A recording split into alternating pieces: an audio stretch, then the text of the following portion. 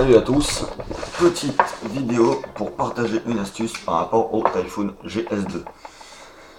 Donc pour les possesseurs du GS2, vous l'aurez bien compris, avoir un Yatto sans fuite, c'est une véritable galère.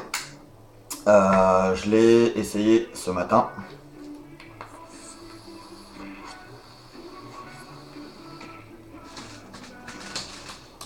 C'est un super bon Yatto, en rendu vapeur, saveur, c'est de la balle, franchement il n'y a rien à dire.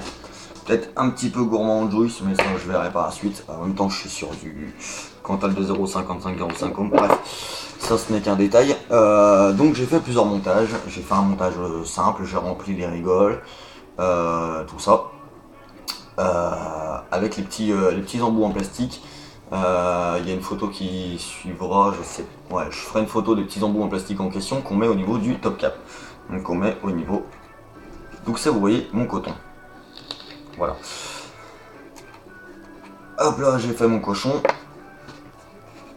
Comme toujours. Donc, voilà. Donc, ce qui se passe, c'est que ces petits embouts en plastique, normalement, on est censé les mettre dans les trous où ça, vous voyez apparaître mon coton.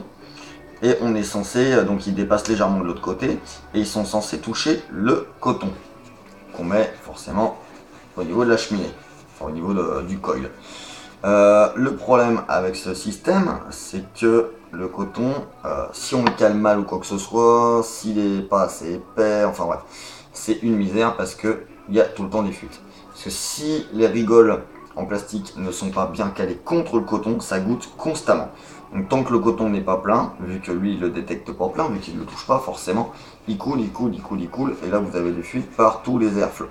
Tous, parce qu'il y en a deux doubles, hein, donc ça fait 4 airflows en tout. Maintenant j'ai du jus partout avec ma connerie.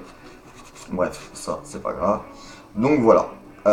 J'ai essayé en mettant plein de coton, j'ai essayé un nid de coton, comme je fais sur le GT2, ce qui est une très très bonne méthode pour éviter les doudous ou les fuites. Et puis un super rendu de saveur sur le GT2 avec un nid de coton, une belle vapeur. Bref, j'ai fait le même système. Nada, ça fuit. Ça fuit constamment. J'ai essayé quoi encore? J'ai essayé donc le montage simple avec avec deux cornes en fait au niveau du coton qui viennent toucher ces bouts de plastique en question. Ça fuit. Si c'est vraiment pas bien mis, ça fuit constamment. Si à la limite il y en a qui ont réussi à vraiment le faire correctement, et ben moi je dis chapeau, bravo. Le problème, c'est que voilà, avec le temps, le coton il va se tasser. Il va se tasser, il va descendre, forcément. Et donc là, ça touchera plus les fameuses rigoles en plastique, d'où le fait qu'on aura constamment des fuites. Donc moi, ce que j'ai fait, en l'occurrence, c'est que j'ai viré ces petites rigoles en plastique. Je vous mettrai une photo à la fin de la vidéo. J'ai viré ces petites rigoles en plastique et j'ai passé mon coton directement dedans. Donc je vais vous montrer un petit peu mieux. Voilà, à la place des rigoles en plastique, j'ai passé le coton directement dans le top cap. Et donc maintenant c'est zéro fuite. Donc les petits bouts en plastique, vous les dégagez, vous faites passer le coton directement dedans et vous avez zéro fuite. Voilà. Et bah écoutez, j'espère que cette astuce vous servira. Moi en tout cas pour l'instant elle me sert bien. Là j'ai un petit peu de jus parce que j'ai fait mon dégueulasse. Voilà, allez, ciao tout le monde.